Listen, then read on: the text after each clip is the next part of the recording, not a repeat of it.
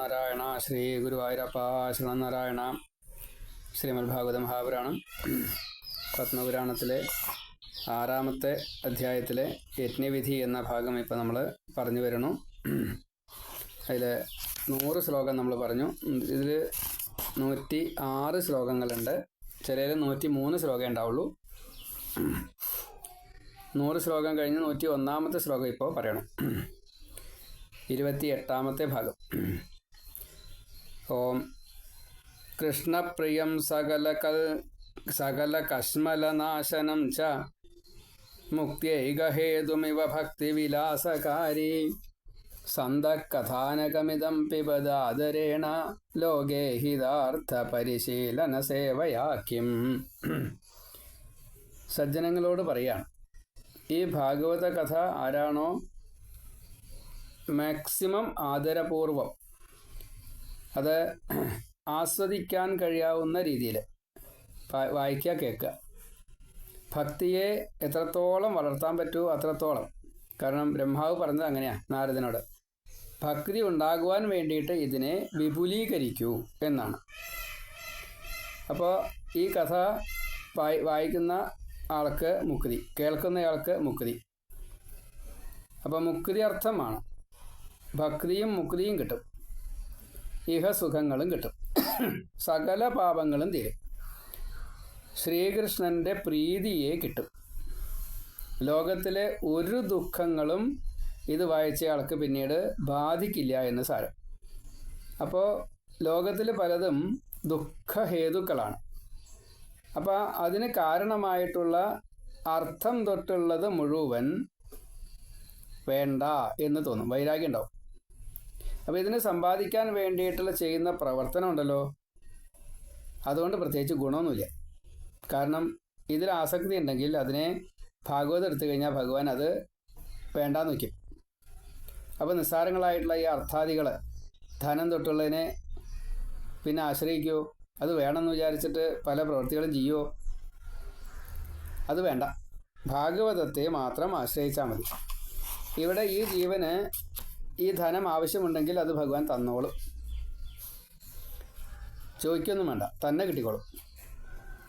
കൃഷ്ണപ്രിയം, ശ്രീകൃഷ്ണൻ്റെ പ്രിയം നേടാൻ സാധിക്കും ഭാഗവതം വായിച്ചാൽ, കേട്ടാൽ.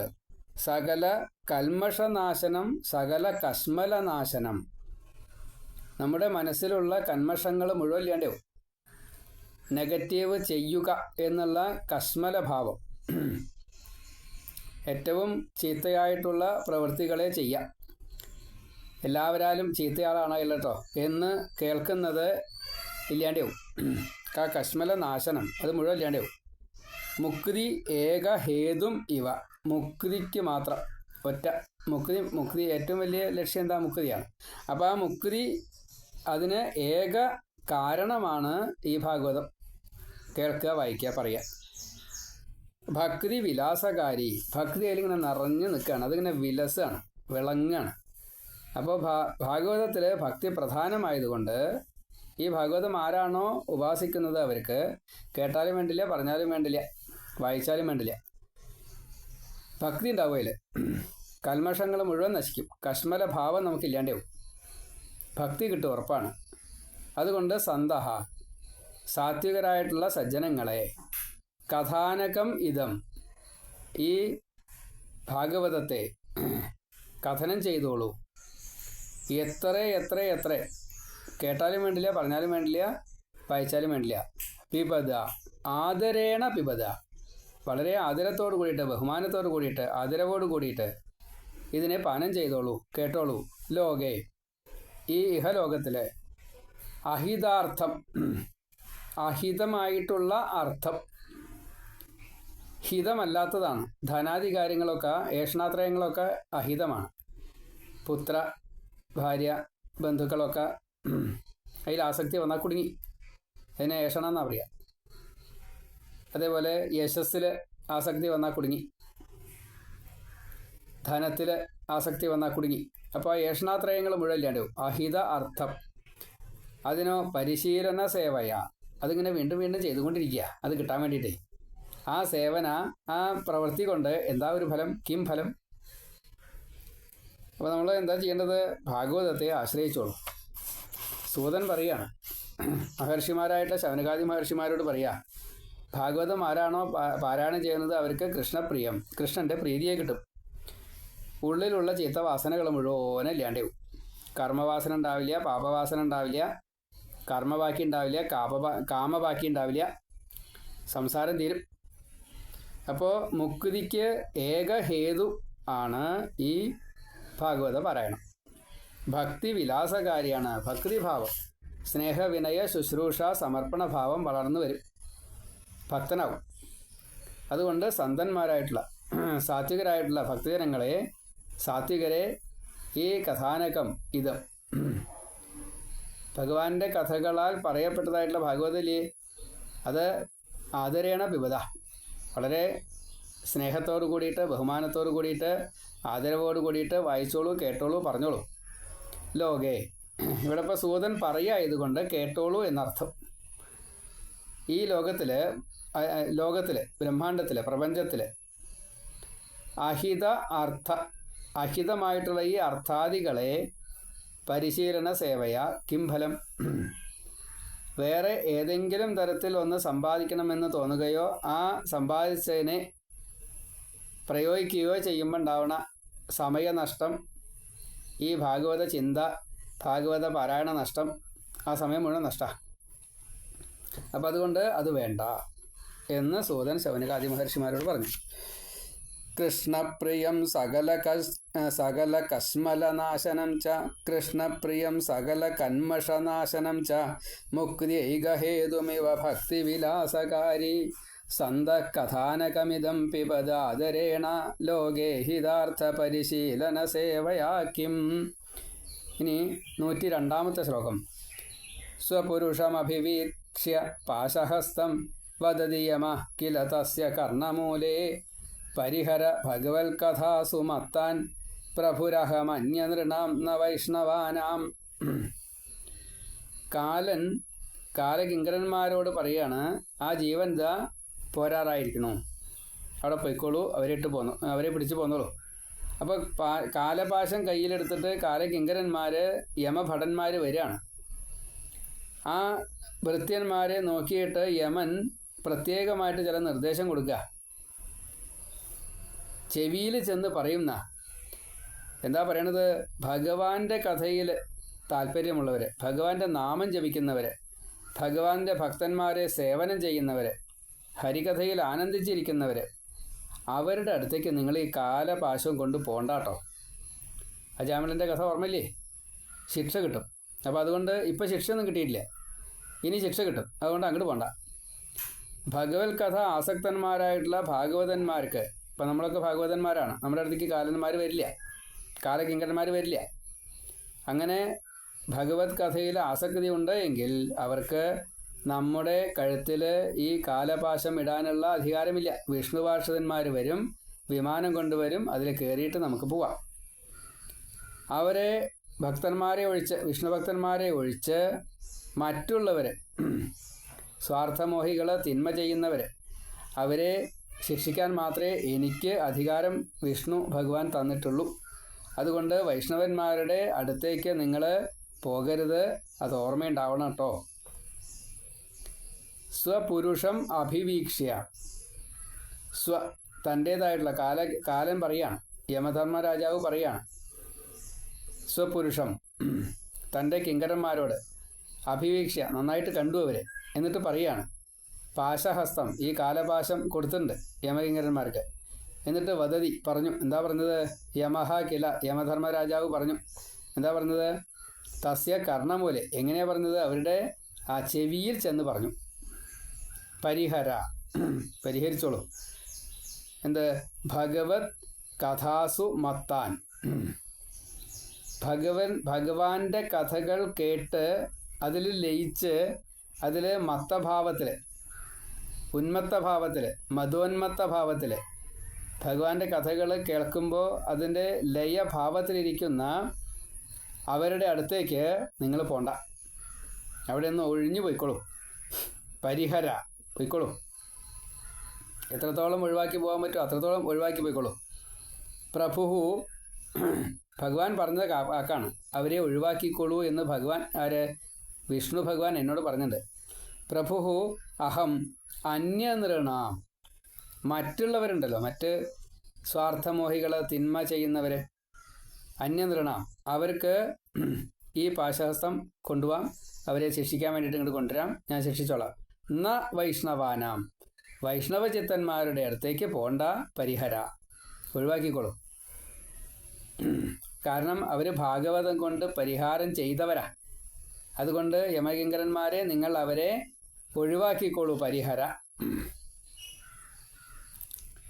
എന്ന് പറയുമ്പോൾ ഒഴിവാക്കിക്കോളൂ എന്ന് തന്നെ. അവരെ ഒഴിച്ച് സ്വപുരുഷം അഭിവീക്ഷ്യ, യമകിങ്കരന്മാരെ കണ്ടിട്ട് ഈ യമൻ പറയാണ്, സ്വപുരുഷം അഭിവീക്ഷ്യ, നന്നായിട്ട് കണ്ടു. എന്നിട്ട് പാശഹസ്തം പിടിച്ചതായിട്ടുള്ള യമകിങ്കരന്മാരാണ്. അവരോട് പറയാണ് യമൻ, അഭിവീക്ഷ്യ. യമഹ എങ്ങനെയാ പറഞ്ഞത്? കർണമൂലെ, തസ്യ കർണമൂലെ, ഓരോരുത്തരുടെയും ചെവിയിൽ ചെന്ന് പറയാ, പരിഹര, അവരെ ഒഴിവാക്കിക്കോളൂ കേട്ടോ. ആരെ? വൈഷ്ണവ ഭക്തന്മാരെ ഒഴിവാക്കിക്കോളൂ. ഭാഗവതത്തിൽ കഥ ശ്രദ്ധയുള്ളവരെ, അതിൽ മത്തന്മാരായിട്ട്, ഉന്മത്തന്മാരായിട്ട്, മധുന്മത്തന്മാരായിട്ട് കഴിക്കുന്നവരുണ്ട്. സച്ചിദാനന്ദത്തെ അനുഭവിച്ചിരിക്കുക. അവരുടെ അടുത്തേക്ക് ചെന്ന് കഴിഞ്ഞാൽ പ്രഭു എന്നെ ശിക്ഷിക്കും. എന്നോട് പറഞ്ഞിട്ടുണ്ട് പ്രഭു അങ്ങനെ ചെയ്യാൻ പാടില്ലാന്ന്. അതുകൊണ്ട് നിങ്ങളത് ചെയ്യണ്ട. പ്രഭു അഹം അന്യനൃണാം, മറ്റുള്ള ആൾക്കാരുണ്ടല്ലോ, ഈ ചീത്ത ആളുകൾ, അവരെ ഇങ്ങോട്ട് കൊണ്ടുവന്നോളൂ. ന വൈഷ്ണവഭക്താനാം, ന വൈഷ്ണവാനാം, വൈഷ്ണവന്മാരെ കൊണ്ടുവരണ്ട. സ്വപുരുഷം അഭിവീക്ഷ്യ പാശഹസ്തം വദതി യമ കില തസ്യ കർണമൂലെ, നന്നായിട്ട് തന്നെ പറഞ്ഞു, വദതി പറഞ്ഞു. പരിഹര ഭഗവത് കഥാസു മത്താൻ, അവരെ ഒഴിവാക്കിക്കോളൂ കേട്ടോ. ഭഗവത് കഥയിലും ഉന്നത ഭാവത്തിലുള്ള ആൾക്കാരുണ്ടല്ലോ, അവരെ ഒഴിവാക്കിക്കോളൂ. ആനന്ദചിത്തന്മാരാണ് അവരെ.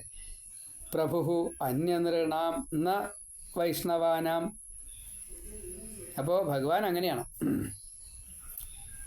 തൻ്റെ ഭക്തന്മാരെ രക്ഷിക്കാൻ യമനെ കൊല്ലണോ, യമകിങ്കരന്മാരെ കൊല്ലണോ, തടയണോ, എന്താ വേണ്ടച്ചാൽ ചെയ്യും. അപ്പം അതുകൊണ്ട് നിങ്ങൾ അങ്ങോട്ട് പോകണ്ട. ഇപ്പം ശിക്ഷിച്ചില്ല, പക്ഷേ ഇനി ശിക്ഷ കിട്ടും. അപ്പോൾ അതിനുള്ള ഇട വരുത്തരുത് കേട്ടോ.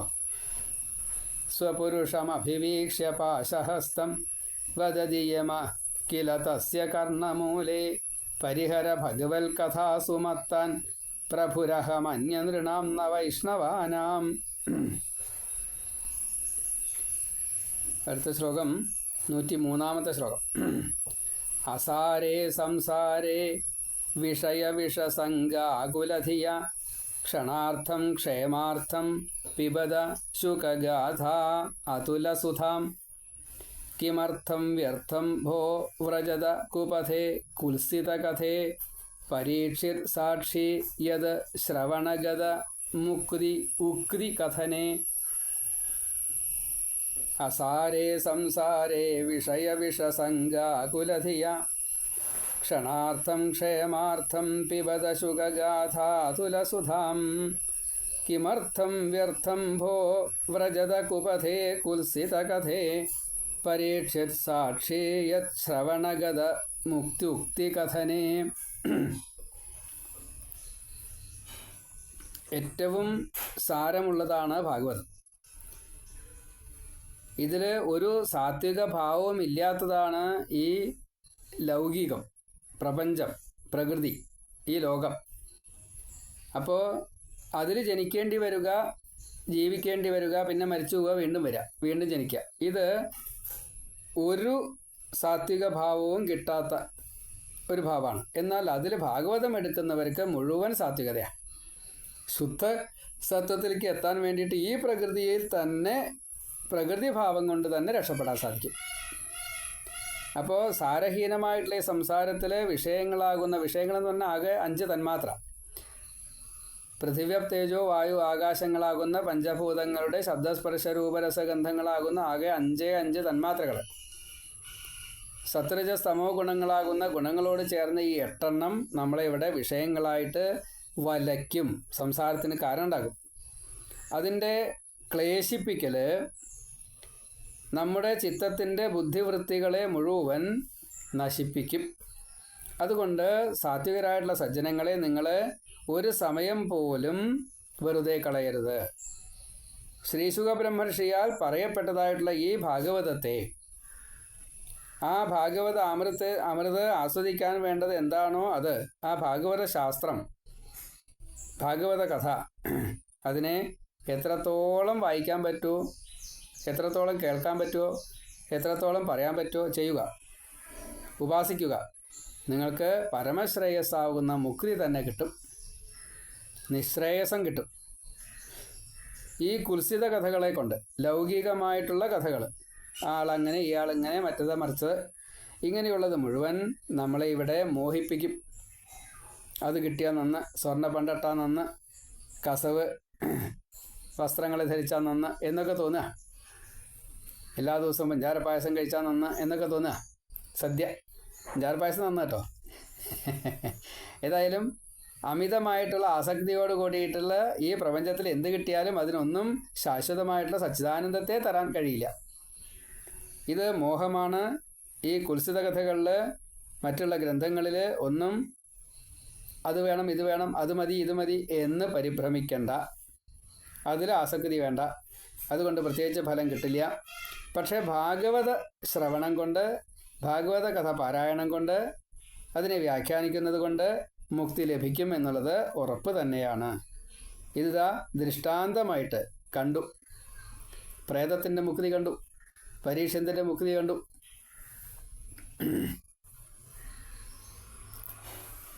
അപ്പോൾ ഗോകർണൻ്റെ മുക്തിയും രണ്ടാമത്തെ തവണ പാരായണം ചെയ്തപ്പോൾ കണ്ടു.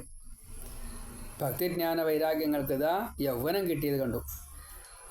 പ്രത്യക്ഷ സാക്ഷിയാണ് പരീക്ഷിത്ത് സാക്ഷി.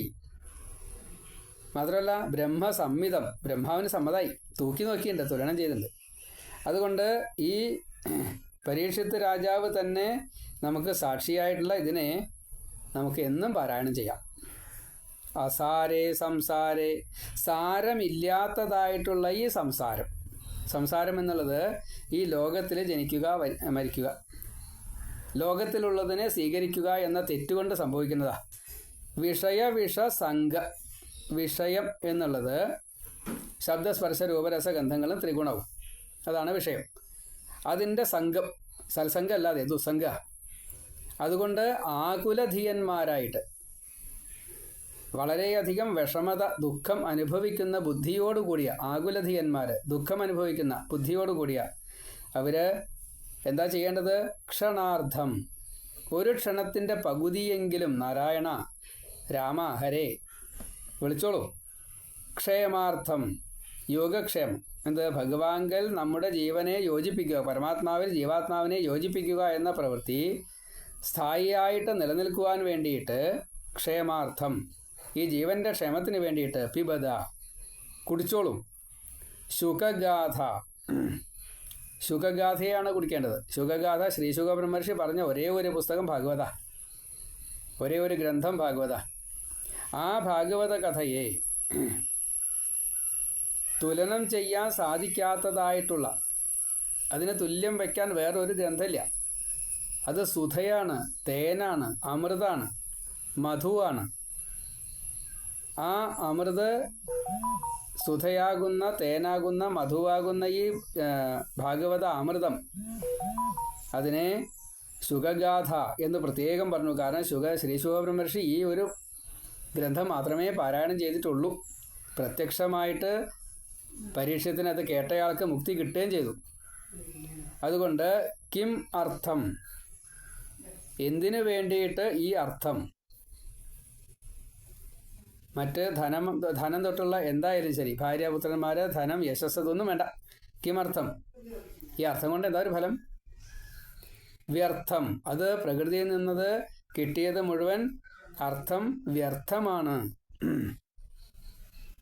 അർത്ഥം അനർത്ഥമാണ്, വ്യർത്ഥമാണ്, നമുക്ക് വേണ്ടാത്.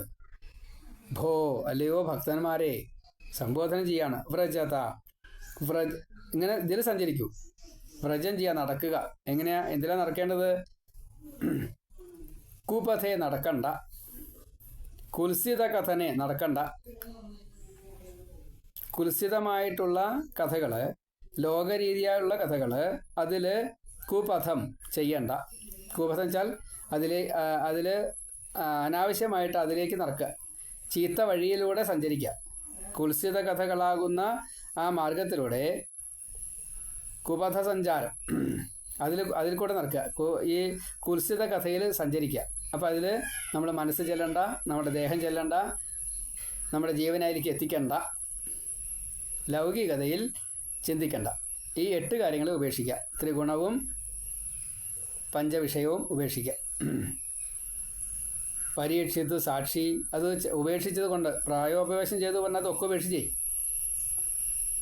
പ്രായോപവേശം ചെയ്തപ്പോൾ ആഹാരം മാത്രമല്ല, എല്ലാം ഉപേക്ഷിച്ചു. ഈ ഭാഗവതം കേൾക്കണം മാത്രമേ ഉള്ളൂ. അപ്പോൾ മുക്തി കിട്ടി. പരീക്ഷിത് സാക്ഷിയാ. ഇത് ശ്രവണഗത. ഈ ഒരൊറ്റ കാര്യം കൊണ്ടാണ് മുക്തി കിട്ടിയതേ. ശ്രവണം മാത്രം കൊണ്ടാണ്. എന്തൊക്കെയാണ് കിട്ടിയത്? മുക്തി, ഉക്തി കഥനെ. മുക്തി ഉക്തി കഥനെ.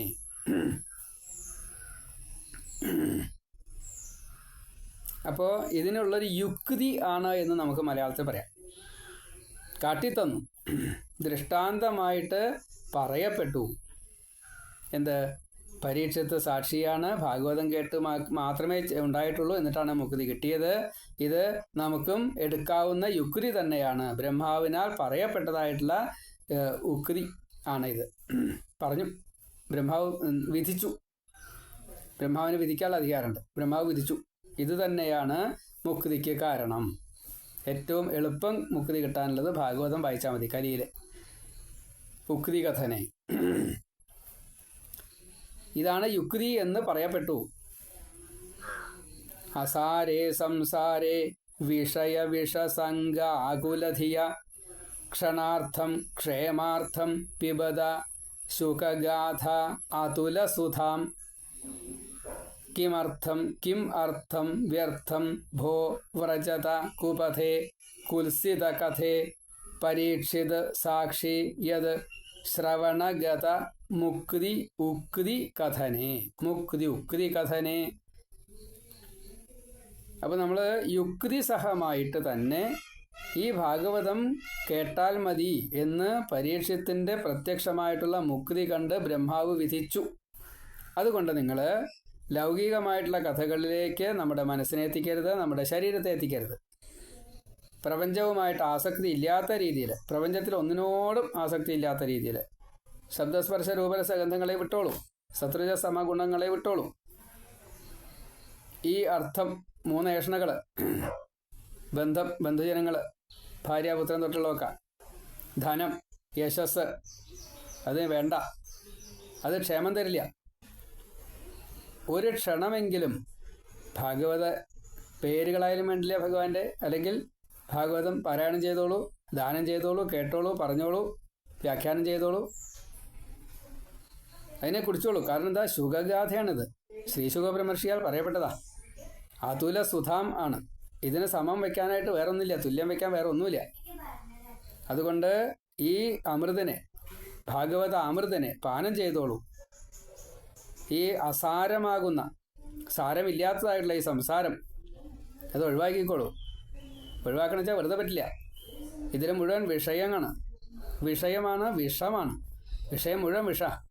അതിൻ്റെ സംഘം കൊണ്ട് ആകുലം മാത്രമേ ഉണ്ടാവുള്ളൂ.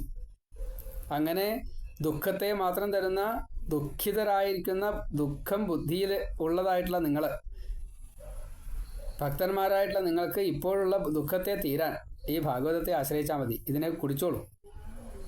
അസാരേ സംസാരേ വിഷയ വിഷസംഗ കുലധിയ ക്ഷണാർത്ഥം ക്ഷേമാർത്ഥം പിബത ശുഗഗാഥ അതുലസുധാം. കിമർത്ഥം വ്യർത്ഥം ഭോ വ്രജത കുപഥേ കുൽസിത കഥേ പരീക്ഷിത് സാക്ഷി യത് ശ്രവണഗത മുക്തി ഉക്തി കഥനേ. അപ്പോൾ ഭഗവാനെ ആശ്രയിക്കൂ, ഭാഗവതത്തെ ആശ്രയിക്കൂ, വിഷയങ്ങളെ വിടൂ. പരീക്ഷിത് സാക്ഷിയാണ്, ശ്രീ ശുഖബ്രഹ്മർഷിയാൽ പറയപ്പെട്ടതാണ്. ഒരു ക്ഷണമെങ്കിലും ഭാഗവതത്തെ ആശ്രയിക്കൂ. ഒരു ശ്ലോകമെങ്കിലും വായിക്കൂ എല്ലാ ദിവസവും. കുട്ടികളെ കൊണ്ട് വായിപ്പിക്കൂ. നിങ്ങളിരുന്ന് വായിക്കൂ, അവരെ കൊണ്ട് വായിപ്പിക്കൂ, കേൾപ്പിക്കൂ, പറയിക്കൂ. അതിൻ്റെ അർത്ഥത്തോട് കൂടിയിട്ട് ഏത് ഭാഷയാണോ അവർക്ക് അറിയാച്ചാൽ ആ അർത്ഥത്തോട് കൂടിയിട്ട് അവരെ കേൾപ്പിക്കൂ, പറയിക്കൂ, അവരെ കൊണ്ട് വായിപ്പിക്കൂ. മുക്തി കുടുംബത്തിലേക്ക് കിട്ടും, എല്ലാവർക്കും കിട്ടും. അതിന് ഭഗവാൻ നമ്മളെ അനുഗ്രഹിക്കുമാറാകട്ടെ. ഇപ്പം നമ്മൾ 101, 102, 103 3 ശ്ലോകങ്ങൾ ഇപ്പോൾ വായിച്ചു. ഇനി ഒരു എപ്പിസോഡും കൂടി ആയാൽ അത് തീരും. നമുക്കത് കേൾക്കാം. അത് നാളെ കേൾക്കാം. സർവത്ര ഗോവിന്ദ നാമ സങ്കീർത്തനം. ഗോവിന്ദ ഗോവിന്ദ നാരായണ നാരായണ.